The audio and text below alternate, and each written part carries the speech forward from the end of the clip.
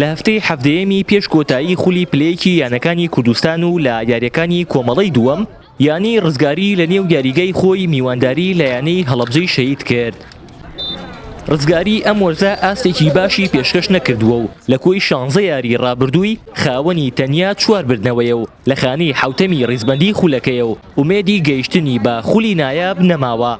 هەرچی هەڵەبجەی شەهیدیشە دۆخی باشتر نییە لە ڕزگاری و لە 16 یاری ڕابردووی 11 یاری بەشکست کۆتایی پێهێناوە و خاوەنی تەنیا 3 بردنەوەیە و لە خانەی پێش کۆتایی ڕیزبەندیەکەدا ماوەتەوە. نیوەی یەکەمی یاریەکە ڕزگاری خانەخوێ ئاستێکی باشی پێشکەش کرد و زۆرترین هێرشی بردە سەرگۆڵی هەڵەبجەی میوان.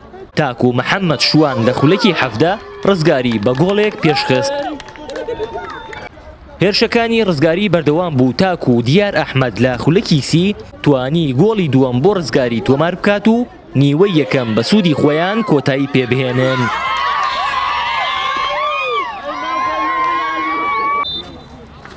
لە نیوەی دووەمدا هەڵەبجەی شەهید ڕیزەکانی ڕێکخستەوە و هاتە نێو کەشوهەوای یاریەکە و توانیان لە خولەکەکانی 59 و 61 دوو گۆڵی لەسەر یەک لە ڕێگەی محەممەد حەسەن و محەممەد مەریوان تۆمار بکەن و ئەنجامەکە بگەڕێنەوە خاڵی سەرەتا.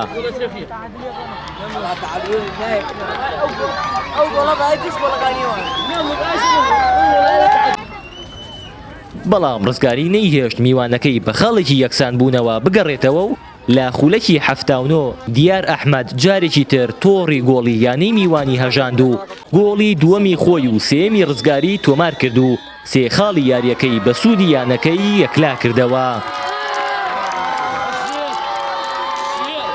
ئەمڕۆ لە یاریگای خۆمان میوانداریانەی هەڵەبجەمان کرد و توانیمان یاریەکە لە بەرژەندی خۆمان 3 بە 2 کۆتایی پێبێنین و 3 خاڵتن خوێنە سەر خاڵەکانمان بۆ نەی قەیرانی داراییوە وەژێرخانێکی ئابووری ئەو تۆمانیە کە بتوانین ئیدارەی یانەکەی پێ بدەین لەم کاتەیە. ئیشەڵا هەوڵ دەدەین ساڵی داهاتوو بتوانین بەو پەڕی وزە و توانای خۆمانەوە بگەینە خولی نایاب. ئاستی پێشکەشکردنی یاری ئەم جیمی یەکەم یعنی تەواو ناتینەوە کەشو یاریەکە دوایەوە ساحەکەی ساحەیەکی باش نییە یەکەم جارمانە یاریتیا بکەین بە پێڵاوی لابچینە ڕاستی یاریتیان نەکریا. جیمی دووەم توانیمان ڕەچاوی ساحەکە بکەین و یاریزانەکانمان لە ئامادە باشێکی باشاون و گۆڵەکانیش بەغڵەت لێمان کرا. هۆکار یەکەم هۆکاری ئاسی دەرایەن نادیێڵەوجە باش نییە. ئەیتر وەڵای ئەوەیان نازانم بۆ کێ گەڕێتەوە بە ئیداریە گەڕێتەوە بە چیە گەڕێتەوە بەس ئەو هۆکاریان باش نییە ئاستی ئیداریان باش نییە و ناتوان پەرەی یاریزانەکان دابینکەن.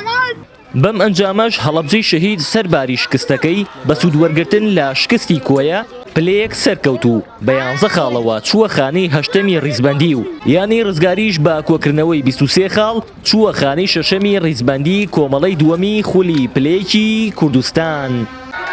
هاوە محەممەد، کەناڵی ئاسمانی پەیام، ناحی ڕزگاری.